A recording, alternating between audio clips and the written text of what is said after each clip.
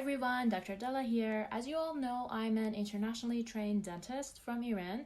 I have been living in Canada for almost 3 years now. I've been going through the NDEB equivalency process to get my dental license here and be able to practice dentistry here in Canada. I have already passed my AFK and ACJ exam, and at the moment I am a educational consultant and mentor at the Confidentist Institution for Internationally Trained Dentists.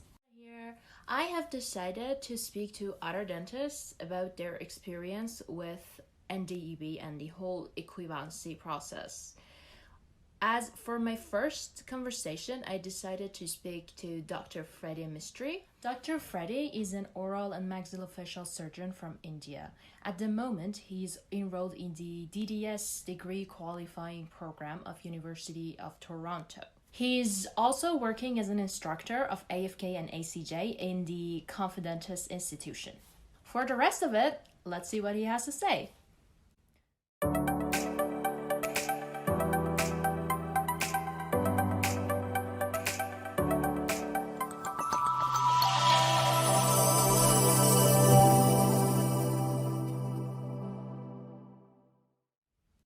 Hello, Dr. Freddy. Thank you for accepting my invitation and agreeing to speak about your experience with the NDEB. Would you please introduce yourself for our audience? Thank you so much for having me here. So my name is Dr. Freddy Mystery, and I'm basically from India. I moved to Canada in 2018 in the month of April.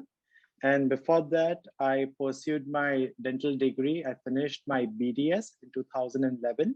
I was practicing for a year and a half after that before I pursued my master's in 2013.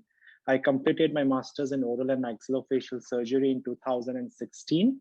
And again, I was practicing as just an oral and maxillofacial consultant in India before I moved to Canada in 2018. Okay, awesome. Thank you for that. Could you please tell us a little bit about the whole process of you coming to Canada, like applying, the whole immigration process? Like how did you get to Canada? Basically, it's like a different story. My initial plan was not to come to Canada. My plan was to go to New Zealand. And that's how the journey started for me. So I had gone to New Zealand in 2017, and that's where I first gave my AFK examination. Actually, I gave my AFK in Feb 2018 over there. I was staying for quite a long time in New Zealand. And I was knowing that the same licensing process, what we have in Canada, is also valid in New Zealand. So that's how the process started. But somehow New Zealand didn't work for me. And Canada was more of a backup plan for me. But now I'm really happy that I chose a better country. And that's how it started for me. So once I went to New Zealand, I tried to find out more about the place, the opportunities, what I'll be having in the future. But somehow I feel like Canada offers you more opportunities than New Zealand. And that's how I decided to land up in Canada after that. Basically, that time I came on my permanent residency. And the only thing is Canada offering a permanent residency, the process of getting permanent residency in Canada was much, much easier compared to New Zealand. So the process, what majority of the Indian dentists who are coming in right now is through an express entry pathway by the Canadian Immigration of Canada, what they are having the process. And that's the easiest and the most fastest way of coming to Canada right now. There are definitely other ways, but this one is what I'm seeing currently. The trend is where majority of the people who are coming from India, especially in our profession of dentistry, they're coming through this express entry pathway. Okay, I see. So I do have another question about the whole express entry process. So the degree that we get from dental school back in Iran is DDS. I know the degree that you get is BDS. So DDS, when we want to apply for express entry, equal as a master's degree. So I wanted to know if the same rule applies to the BDS degree. Do you know anything about that? I know you already have a master's degree, but if you do know anything about that, I'd appreciate it if you share it with us. Yes. So what happens is, if once you complete your BDS and when you send to World Education Services, that is WES, for the credential evaluation, and then they give your equivalency, like your degree, how equivalent is it over here in Canada? So as you said, you are right. Our BDS is considered as a professional degree over here in Canada, because in India, when you're doing your BDS, it's a 5-year program and you go directly after your high school. Whereas here in Canada, you can't do any dental professional program directly after your high school. You have to go back to university, complete your graduation for either 3 or 4 years, depending on the requirement in which university you want to apply. So that's where little advantages there in express entry. Definitely, there are other multiple things also. One is your credential assessment. The other very important thing is your English exam score, IELTS. So what I would suggest is, this is quite a dynamic process. The point system keeps on changing on and off. So if someone is interested right now in coming, the best way is to go to www.cic.ca, where all the details, all the point scoring system, everything is given beautifully. And it's very easy to access that website. Definitely, there are many other agencies also if somebody is wanted to having a help, but it's very easy if you do it on your own as well, because entire process is given over there. Perfect. Thank you for sharing that. A very common question that I get from a lot of people is that why would a specialist such as yourself come to Canada and just don't go directly to equivalency process for their specialty degree or their master's degree, and why would they go and follow the pathway to equivalency process of the general dentistry degree? So again, one need to understand is when you're doing your masters in your home country, okay, so different countries have different masters program. Like say for example, in India, we have conservative and endodontics as a combined specialty. Whereas in Canada, they only have specialty in endodontics. They don't have combined endodontics and conservative. So when you do your evaluation, they don't consider this as a specialty of endodontics, because in India, it is conservative and endodontics. Similarly, the other specialty what we have in India is oral medicine is separate. Oral medicine and radiology is together in India, and oral pathology is separate. Whereas over here in Canada, oral medicine and pathology is together and radiology is separate. So if you're coming from India with a degree of oral pathology, it is not recognized over here because they want you to have a degree in oral medicine and pathology. The other thing is you should make sure that whatever masters or the specialty program you have done in your home country, is it equivalent to the program what is present in Canada?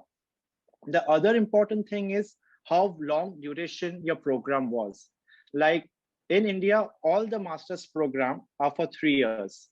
Whereas in Canada, different specialty have different duration for the program. Like for example, my specialty, oral and maxillofacial surgery, in India it's for 3 years. Whereas in Canada, they have two kind of programs, clinical oral and maxillofacial surgery program I'm targeting on. One is for 6 years and one is for 4 years. So now a disadvantage for me happens over here is my program was not minimum of 4 years. And if someone wants to pursue a direct licensing for their specialty in Canada, not all the universities in Canada offer all the specialties. And that also, if they want to do a direct licensing for their specialty, first they need to find out which university is offering those programs. So in my case, for my research, what I have done for oral and maxillofacial surgery, over here in Canada, there are only two universities which offer a direct licensing program. One is University of Toronto and the other one is University of Dalhousie. So after that, and there is only one seat in each university. So your competition is only for 2 seats for the direct licensing for oral and maxillofacial surgery. And the process, how it is for a direct licensing over here is, you get yourself enrolled to the National Dental Examination Board for the specialist training program. Then you give an exam called as Dental Specialist Core Knowledge Examination. In the jargon term, it's called as DESCI. So once you give DESCI, it's only pass or fail. The higher you score, the better it is. With that score, you apply to these two universities, that is UFT and Dalhousie if you want to do surgery, or depending on which other specialty you want to apply, you definitely need to give this direct specialist core knowledge examination. Once you have this exam, then you apply to universities if they are interested in your profile, because they will ask a couple of other things. They will ask for your marks cards from your specialty, what you have done. They will ask your English score. So there are a couple of things which they will ask for. They will ask for your resume. They will ask for your research work, what you have done. And based on that, if they are interested in your profile, then you can apply. So if I want to apply in surgery, there is a criteria saying that wherever you have done your master's, it should be minimum of 4 years. So that's where I have a drawback, because my masters were only for 3 years. So even if I give my specialist exam, there is no way, it's a very, very difficult for me to get a call. So currently the people who are doing this direct licensing program, they are mainly from the European countries, where the maxillofacial surgery is a part of a medical profession. So people have done MD, doctor, and then they have done residency in surgery. So for them, it becomes, they have an upper hand over me to get into the program. Same way, if you are coming not at a very young age, but you are quite experienced, practicing for more than 10 or 15 years, and still if you want to come to Canada and practice your direct licensing as a specialist, then it still becomes more advantageous for them, because then the experience matters a lot and it counts a lot. So you really need to do research. There is no harm in applying to any of the direct specialists, but you need to know what are they looking for, because it's very, very competitive. And in the end, what you want is a license to practice in Canada. That's the goal for everyone. So if you're only having this one path, and if you're getting stuck in this, you're just keep on losing your time. So in my opinion, it's always better to keep all your options open.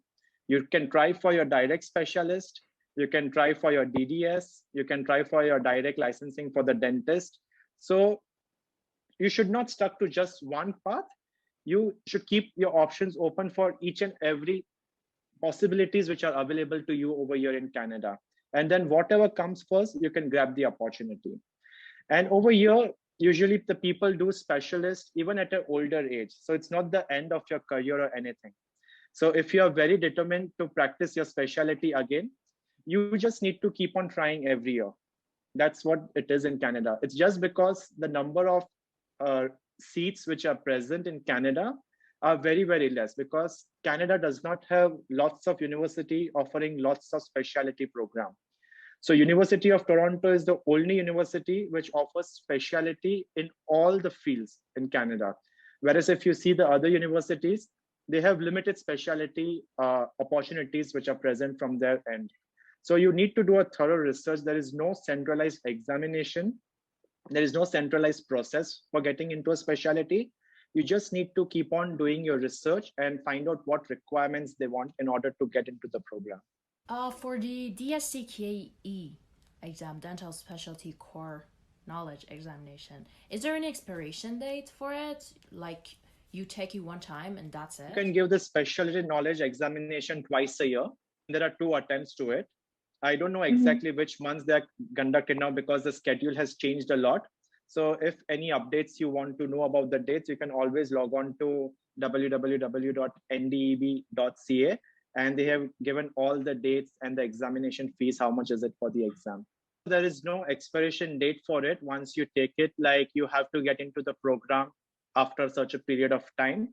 So I'm pretty sure there is no any expiration date for it, but just it's a mandatory exam to apply for the specialty. There's no guarantee that if you clear this exam, you get a seat in your specialty. It's just one of the requirement before applying to the university. Again, like different programs have different requirements also. Like even if you are planning to do an entire program, like myself right now, I am planning to do an entire 4-year or a 6-year of oral surgery again over here. So again, that also there are different requirements from different universities. So from the surgery point of view, there are only 6 universities in entire Canada which offers the program of oral and maxillofacial surgery. Out of that, 1 university, it's in French. So if you don't know French, you are left with only 5 options. Apart from that 5 options, I can tell you which all universities they are. One is University of Toronto, one is University of Western Ontario, one is University of McGill, other one is University of Manitoba, and the other one is University of Dalhousie. Again, in spite of doing my BDS, MDS, and my DDS again over here for 2 years, McGill still doesn't hold us eligible for it because they want our DDS to be of 4 years, like the entire DDS program over here. So now I am left with only 4 universities option. And each university is like almost 1 seat. And I think UFT has got 2 seats. So like I am competing for 5 seats in order to get into the entire oral surgery program. So now you can imagine how competitive it becomes, because the competition is not among you only, it's even with the other DDS graduates who are passed out from here. So before that, they even require if you have done a surgical residency over here, surgical internship. So usually the DDS graduates over here, what they do if they are really keen in going into oral surgery, because here they don't accept a fresh graduate directly into oral surgery program. They want the fresh DDS graduates first to explore out, to find out, are they really interested in the specialty? Is this specialty for them? So what they do is they apply for surgical internship. They either apply in Canada or they apply in States. So once you do a couple of internships, then you build up your resume. The program knows that, okay, you're really interested in pursuing a residency program. And those students get a higher chance in getting selected for the oral surgery residency program. So currently right now, I'm in DDS 3 program over here, and I'm eligible to apply for internship as well as residencies, whichever programs are offering. So right now I am in the process again of applying for surgical internship as well as residency.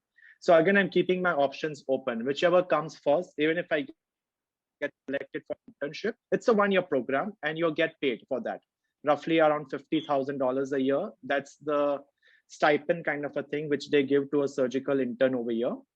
And then if I get, I might do that 1-year program, and then again I apply for a residency. So it's just that it's very much different for each specialty. Like for an orthodontist, if you want to apply for the entire program for residency for an orthodontics, you don't need to have a DDS mandatory.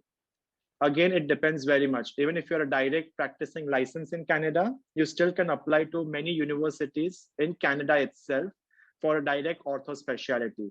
You don't need to have a DDS from Canada. So again, it depends on which specialty are you applying, what is the demand of that specialty over here. And in that application pool, how do you stand out among the other candidates? That's what more important. So unless and until you keep on trying to apply for different universities, it's very difficult to know if you will get into the program or not. I see. Thank you. So another question is that, is it possible for an international dentist to directly apply for a master's degree, like before going through the equivalency process for the BDS, DDS, or DMD degree?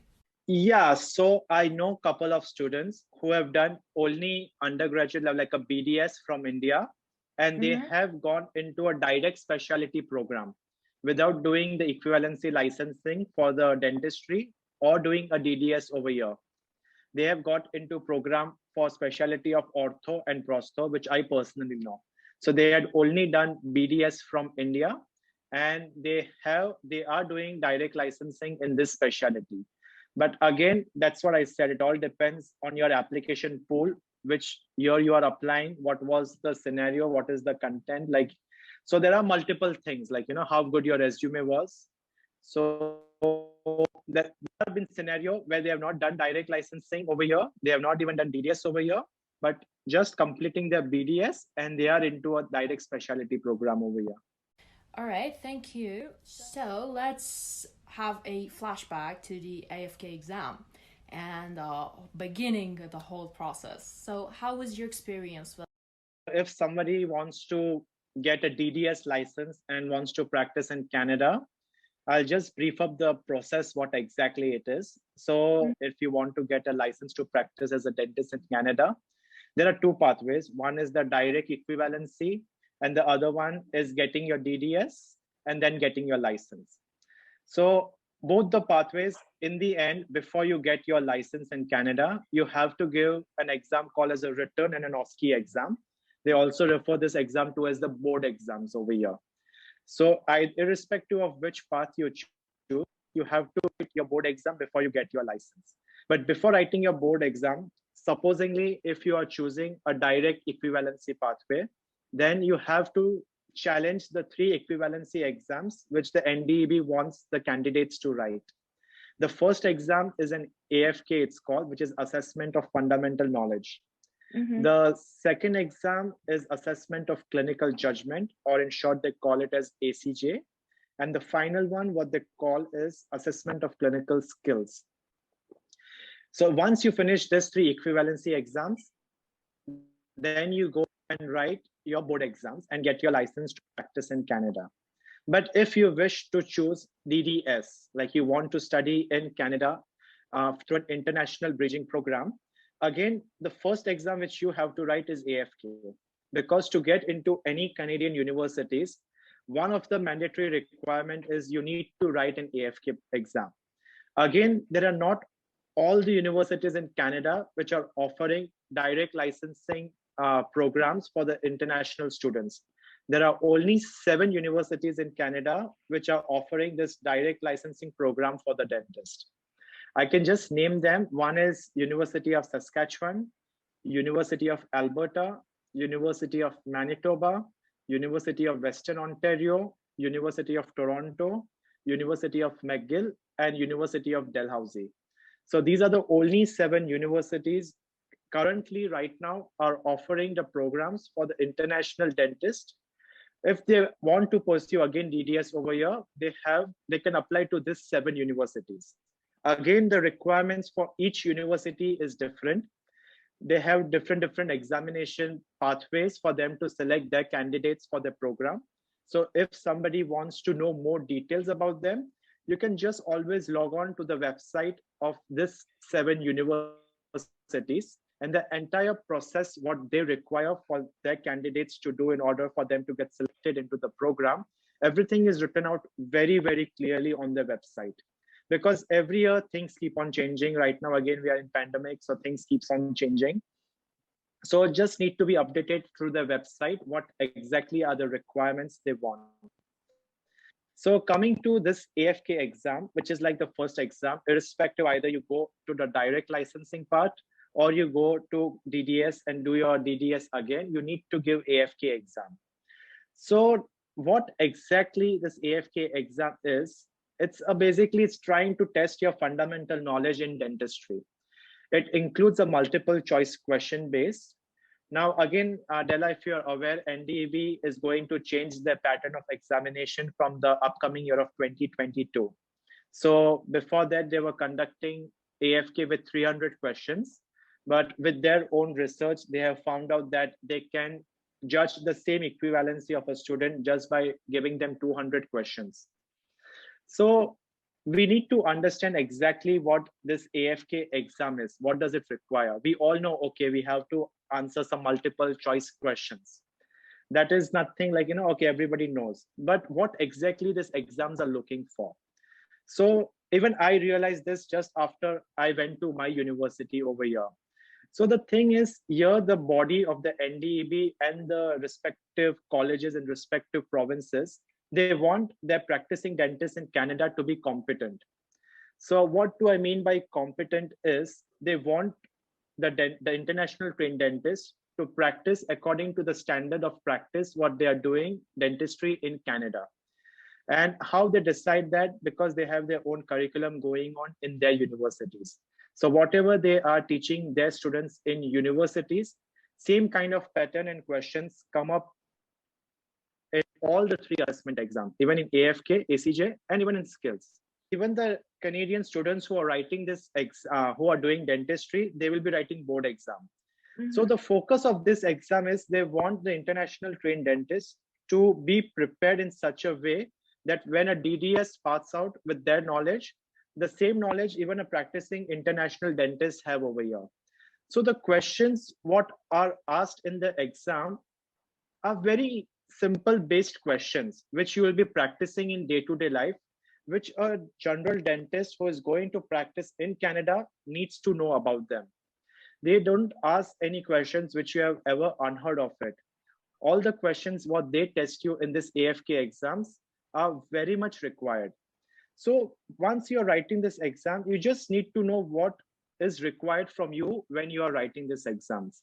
So in my case, I gave AFK 2 times. So when I went to New Zealand and I gave my AFK, actually, I would say I was quite overconfident, and I thought, okay, I've recently done my master's also, so it's going to be easy for me to write this exams. And when I asked my friends who are here in Canada, who moved to Canada in around 2011, 2012, I asked their opinion, how should I prepare for this exams? And they told me, Freddy, like, these exams are quite simple. If you do dental decks, you will be good for this exam. And I said, okay, I got my dental decks, I studied, and I went for AFK because I thought, okay, I've studied dental decks quite well, so I am prepared for this. And when I appeared for my exam, when I was writing the exam only, I came to know that whatever the pattern which I have studied was not correct at all, because I could see the level of questions, the way they were framed, it was nothing from dental decks. And then I realized, okay, now the things have changed over a period of time. If I was giving this exam in 2011 and 12, dental decks would have been useful. But right now, NDEB has its own pattern. They have their own set of question bank. So dental decks is not a very, very useful exam. So when I moved to Canada, I decided to take some external coaching. And I joined Confidentis as my coaching center. And when I started, I really realized that, like, I have made a very, very good decision. And to be honest, I only followed the things which were told to me in the classes, like how to study for this exam and what is been going to ask in this exam. I had a blind faith in the instructors. I had blind faith in their confi notes, what they had given to me. And it was more than enough for me. So from my first exam, I scored 70. And the second time when I gave, I scored 91. So there was like a drastic change in my score all of a sudden. And what else did I do? It's not like I started doing something which drastically changed my knowledge, like I became smart all of a sudden. It's just that now I was prepared for this exam in a way which I had to prepare for it. So unless you understand what is required from these exams, and if you go without doing your thorough homework for these exams, you are not going to be very successful. And it's not just the first exam. You need to keep in mind that AFK is like a foundation for these exams over here. After this, you need to give your second exam, and which is a judgment exam. And if your foundation is not very well good, you will get stuck in the next level of the process. You will get stuck in ACJ. So it's always better to lay a very good foundation from the beginning so that it becomes very easier for you to clear the exam. So just keep that in mind. And again, in the boards, the same concepts, the same things what you are preparing for AFK and ACJ are going to be repeated in your board exams as well. So, like, it's very, very important that you plan out for yourself and choose the right track, what is needed for you in order to come for these exams. Many dentists in India, they usually call up and tell me, oh, doctor, it's just like 3 exams. Like, we will be able to finish it. It's not just 3 exams. I understand where they are coming from. I understand their mindset that they feel, okay, it's just 3 exams. It's going to be a cakewalk for them. But once you start doing these exams, that's the time when you realize that how tricky and how challenging these 3 exams can be for you. So again, like, you have to come up with an open mind, because there are many concepts of what you are practicing back home are going to change. And if you are not flexible or not very adamant and rigid with your own thoughts and not willing to change and not willing to adapt to this new study pattern, it's going to be difficult. So just try to keep your mind open, try to be more flexible and adaptable so that it becomes easier when you're going to write these exams. I see. I totally agree. So there is a question, a very popular question that says, do I have to take coaching? Do I have to participate in courses? Do I have to do that sort of thing? So what would your answer be to that? My opinion and my personal advice, yes, like, coaching is needed. Coaching is not there to teach you your subjects of dentistry from the basic, because that is expected from you. You need to know your subject of dentistry because you are a practicing dentist from whichever country you are coming from. So why is coaching so much important? It's just as I described. since it's an exam, something is expected from you. Dentistry is such a vast field that nobody can ever stop studying dentistry. There are so many changes, there are so many guidelines, there are so many new things which come up on and off, so that if you are not updated with your dentistry, it's going to be very difficult. Again, the things what you were practicing, the what things you have studied back home, it's not going to be the same right now what they are teaching in the university. So if you are not updated with your knowledge and with your skills, it's going to be difficult if you come up with that old knowledge of yours, what you had studied back home. And if you try to challenge this exams, it's going to be very, very difficult. And you will realize in the process how important it is to have a external coaching for yourself over here. People just think that, okay, like it's like a good business of making money, but there's been a lot of effort which has been put in order to run these classes. It's not like no one is exploiting, it's your wish. Like in the end, you want to become a dentist, so you need to put on hard work from your end, and in a right way. You need to study smartly. So if you take some external help, not feel shy to do that, you are going to have a very smooth sail in the entire process. So again, just keep in mind, these classes over here are not there to teach you dentistry, but they are there to guide you through this examination process. The other being bigger advantage is you will make so many new colleagues and friends. So you will be in the loop of the examination. What is happening? How are they preparing? Where do I stand when they conduct examinations for you? So you can self-evaluate yourself before going for the exam. When you see your colleagues like scoring much better, then you know, okay, their level of preparation is much better than mine. Because in the end, they are your competitors in the exam. So beforehand, if you go and write these exams, you will have a better idea where do you in the pool of the people who are going to write this exam. So think in that way. Just don't think that, okay, I am a dentist, I know things, so I can come and write the exam. Or I am a dentist, I was practicing for 10, 15 years, I can come and write the exam. I have a very good knowledge. I was doing 20 patients in a day. It's very easy for me, but it's not like that. In the end, it's an exam. There are certain expectations from the candidates who are giving these exams. And if they don't know those criteria, it's going to be difficult. So unless you take an external help, it's going to be very, very difficult.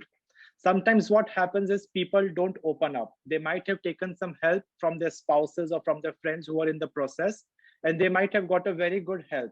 And when they come out, they boast around that, oh, I didn't go for any classes, I didn't do any external coaching. But they were knowing some people who had gone through this phase, and they had a very good coaching because they were very close to them. So just don't get carried away with people's opinions. Think about it for yourself, and then make a right decision, because in the end, it's your hard work. In the end, it's your money, what you are going to spend in this process. And everybody doesn't want to just spend money where it goes waste. So if you channelize think like it's an investment where you are channelizing it in a right way. So I feel, in my opinion, yes, for these exams, it is important. Like from my experience, the first time I didn't take any coaching. And when I went for the exam, I got the result for it. And when I came over here, I did my coaching for AFK, I did my coaching for ACJ. And both of them I cleared in the very first attempt. I did even my coaching for the university preparation. And right now I am in the university.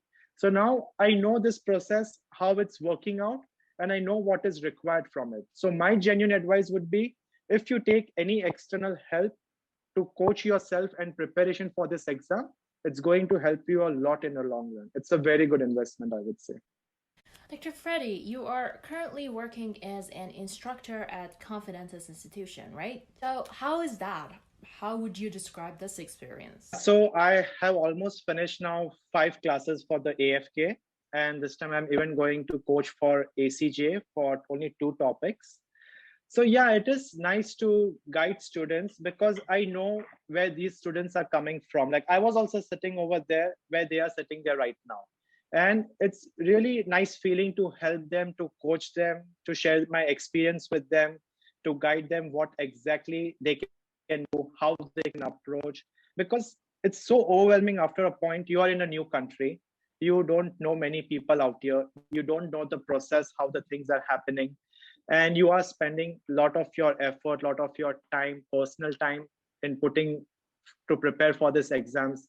You are putting a lot of your investments over here in this exams.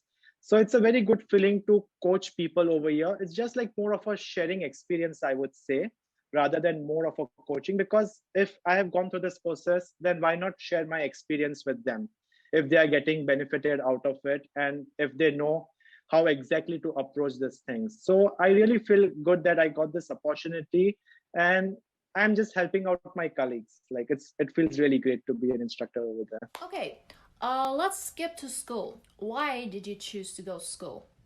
My goal is not just to practice dentistry over here. Like when I was coming to a new country, I had very much decided for myself that wherever I will be going, in the end, I want to be a specialist again, because I love doing maxillofacial surgery. Not that it's going to fetch me a good money or something, but I enjoy doing it. And I really enjoyed my master's program in India as well when I was doing my surgical program. So I had decided for myself that come what may, in the end, the final goal is to become an oral surgeon.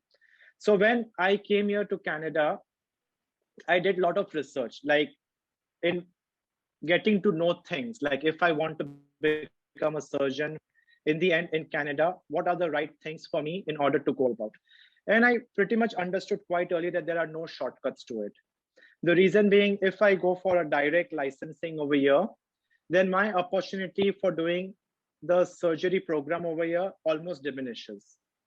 So it was a very big factor for me to decide that, okay, like DDS is required. The another advantage why DDS is required is even my options to apply for my residency in states opens up. So if I go for a direct licensing over here, I can't apply for any residency program for oral surgery in states as well, because their minimum requirement in states is you need to have a DDS, irrespective of like the duration of your DDS program. So they even accept 2 years program, because in states right now they don't have any direct licensing process for the dentist. All they have is they have to go through 2 years of DDS. So that's again a bigger advantage. So right now when I finish my DDS, my options for doing surgery are not only limited to Canada, but even my options open up for the states. And just remember that in states there are 10 times universities what are there in Canada. Like the number of universities what they have is tremendously high. So as I mentioned earlier, in Canada, I have only options for 5 universities now for oral surgery. In states, I have options for 101 universities right now. So that's when I decided, like, I have to go into DDS. So once I made that decision, I have to somehow go into DDS. That's how I started preparing for my AFK again. So I said, since I'm going for the second time for AFK, if I want university, there is this thing that the higher the score, you better it is. But again, once I entered university, I have seen your AFK score is not the only thing which matters in order to get you into a university. Over a period of time, I have seen people who have scored above 95, they have not got into the program. And I have seen people who have scored 85 in their AFK, they are also there into the program. So usually people have this misconception that if you score a good score in AFK, then you will get into university. I'm not saying that don't try to aim for a good score. Definitely, it is going to be helpful for you to aim for a good score. But at the same time, there are multiple other factors which are going to decide if you're going to get in a program or not. They usually give experience, lot of experience to your Canadian experience. They give lot of importance to your English exam skills. They give lot of importance to your soft skills, to your personality. When you go for your interview, there are so many things which they take into considerations. And there is no such fixed guideline written down anywhere that if you do this, only you are going to get into university. So here, nobody knows exact process that if I want to go into university, all these things are the things which you need to do it. If anybody is telling you that, it's basically they are just fooling around with you, because nowhere any guidelines are given. There are minimal requirements which are given for you to apply to a program, but once you apply to a program, On what basis are they choosing the candidates? Nobody knows so far. So the best thing is you try to put your effort, you try to do your best in everything, what the requirements are, and then you just give it a luck. Like, you might get into a program, you might not get into a program. So that's why it's very important to have other options opened up as well.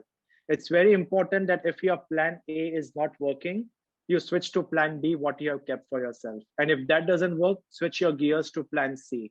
So that's why I'm saying, like, don't, if you want, if like, it all depends on your goals, what your goals are, what you want to do over here. But keep the different options open, because sometimes some people really get depressed if they're only focused on one plan. And if they don't get into that plan for say 2 years, 3 years, then slowly they start getting depressed, like they don't feel good about the program. But it's just like, it takes time. One needs to understand that it takes time, it takes a lot of effort. And keep your final goal in mind. If you're very determined with your final goal, definitely you're going to get into it. So you said about what they care about is having a Canadian experience. So how does that work? Like, how can you have a Canadian experience without being a dentist? Like, you're not allowed to work as a dentist, right? Okay, so you are not a dentist over here, but many candidates who are applying right now over here, they have already done their dental hygienist course. They have done their dental assisting course.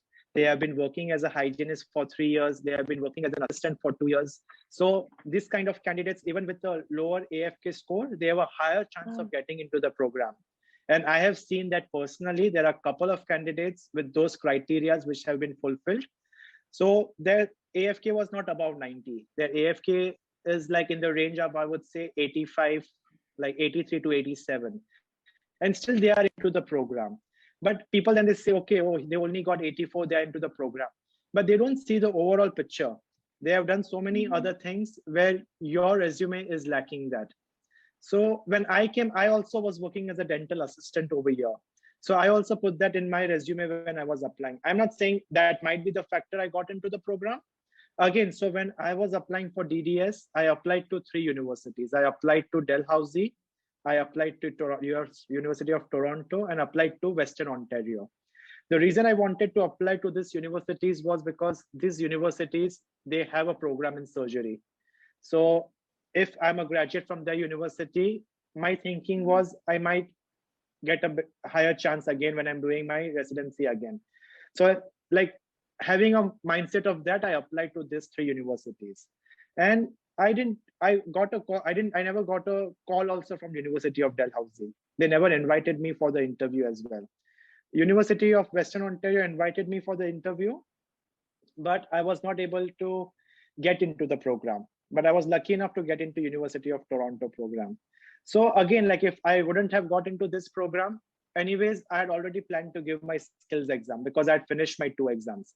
And then I would have again applied next year, because my final goal was, I was very determined to reach my final goal. There are a couple of other things, like, even when I talk to more and more people, I get to know their story more and more. And then I come to know, okay, like, there are so many things which they have into consideration.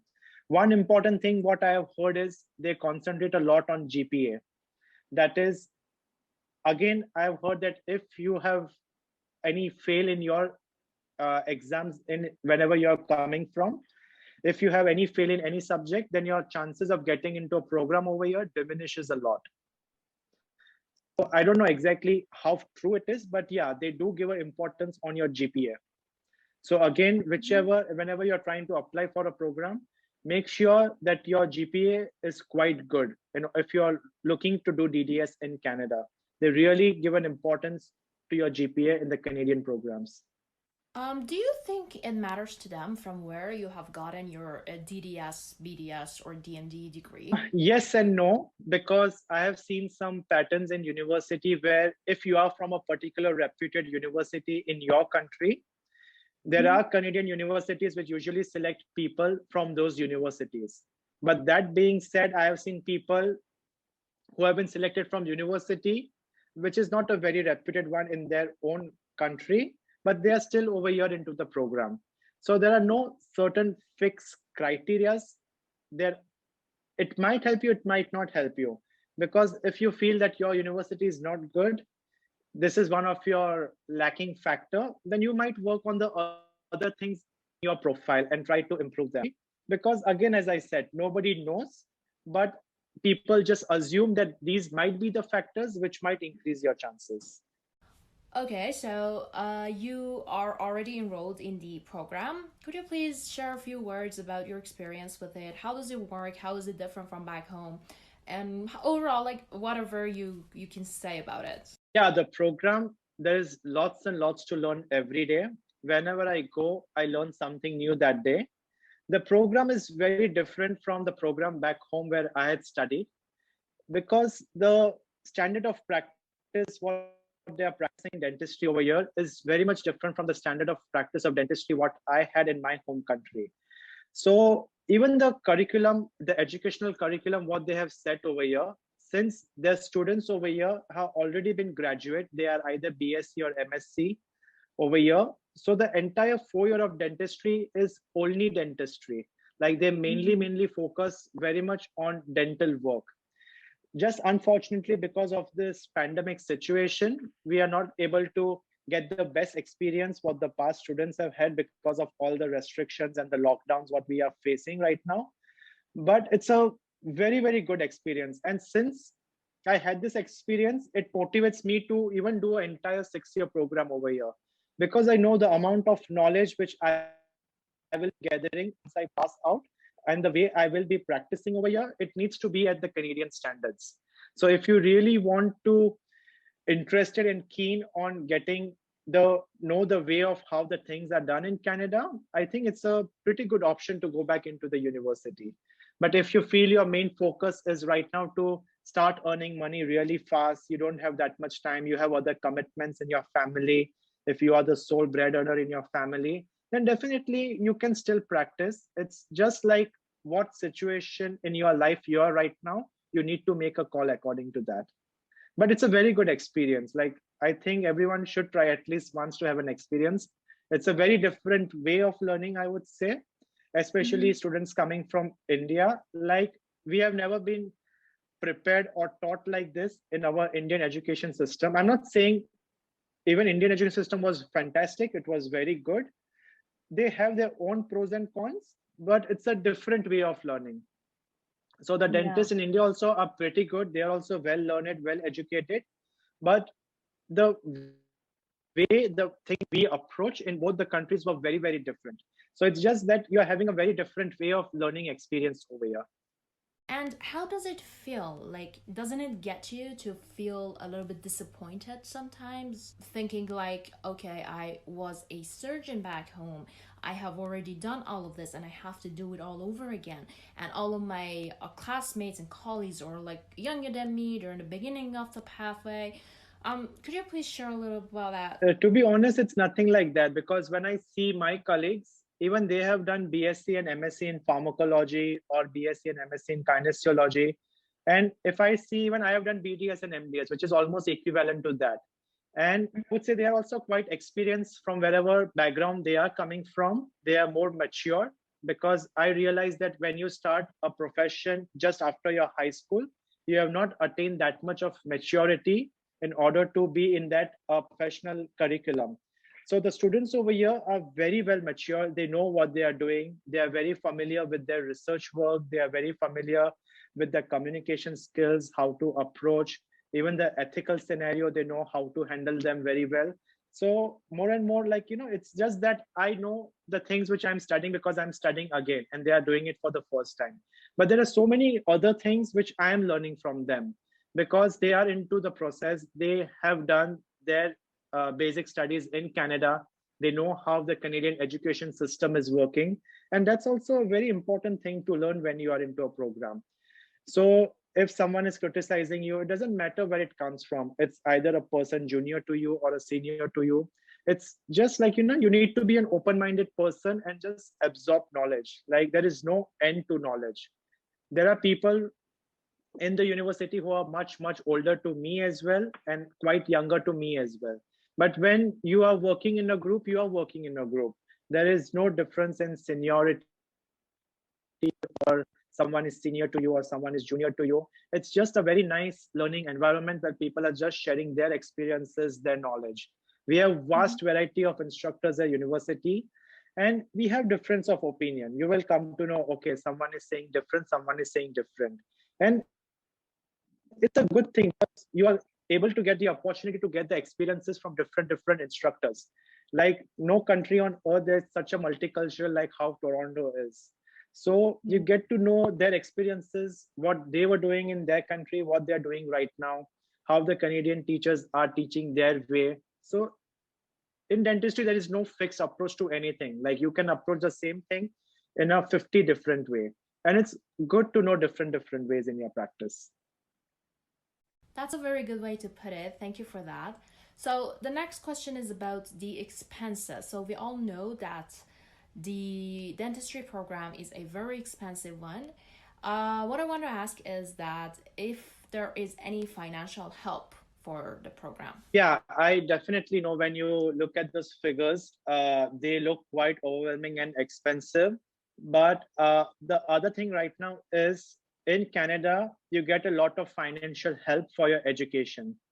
So right now, as soon as I got into the program, the financial institutions over here were willing to help, and definitely they will help. They will give you a very good line of credit, which is not only going to suffice for your studies, but even your regular expenses like paying your rent, paying for your food, taking care of your family. So the private financial institutions, the banks over here are definitely going to help you with a very good line of credit, I would say. Even when you are in a program like a DDS program from a recognized university, you also get provincial help from the government of Canada, where they also give you a loan and they give grant. So the grant money you don't need to give back, and the loan money again definitely you have to repay. And this lending of money also depends on individual situation. How many members are there in your family? How many people are earning? How many child are you supporting? So again, like, if you get into a DDS program, definitely you have lots of financial help, which definitely you can repay in a period of 1 to 2 years. It all depends very much personally how fast you want to repay the money which you have borrowed, but it's very much easier to repay back.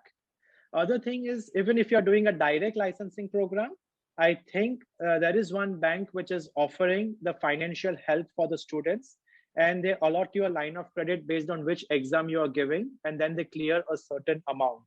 So yes, when I had come in 2018, that option was not there, but I think it's very recently started, and they also do give financial help. Even in our website of Confidentis, they have given the details about it. They are having a coordinator with the financial institutions. So if anyone is interested, they can approach that person for the financial help. Yeah, that's true. For the direct licensing, the CIBC Bank helps a lot. Thank you. It's good to know. One other question about the school is that is it possible for an individual that is already enrolled in school to work? Like, do they have the time or the energy to have a part-time job on the side? Again, it's a very personal thing, but it's a full-time course and it gets too overwhelming for many people. So if you feel that you're not able to concentrate on your program and you're not able to give justice, it becomes difficult for them. But the university will never tell you not to work. Whatever the hours are there in the university, you are expected to be there. I have even known people who have finished the direct licensing process. They have a license and they are still doing DDS. So some universities might tell them not to work as a dentist when they are in the program, but many other universities, they don't have any objection, even if you have a direct licensing. And if you want to work as a dentist when you're doing your DDS, they don't mind. So the university per se, they don't have any restrictions for you to not to work.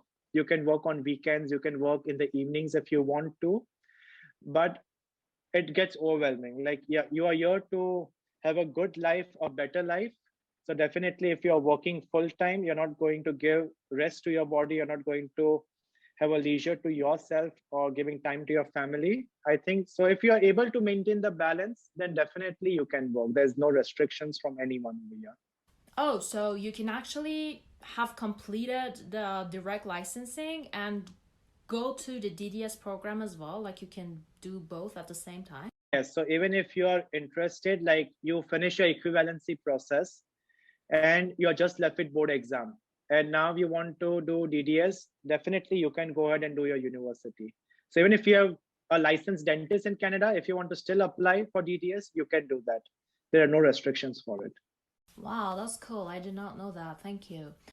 For the last question, is it worth it? Like, is it worth it to go through all of this? Or overall, is it worth it living in Canada? In my personal opinion, yes, it's definitely worth it. And if I had to do it all over again, I would be happily willing to do it. Like, I feel it's a very good country. It's been very lucky to me. And it's quite clean, quite disciplined. People are quite humble to you. It's like they're living in a quite happy community. So I feel it's a very good country. And if you ever get an opportunity to come over here and to be in the process, just give yourself some time. It might be slow for some people. For some people, it might be a little fast.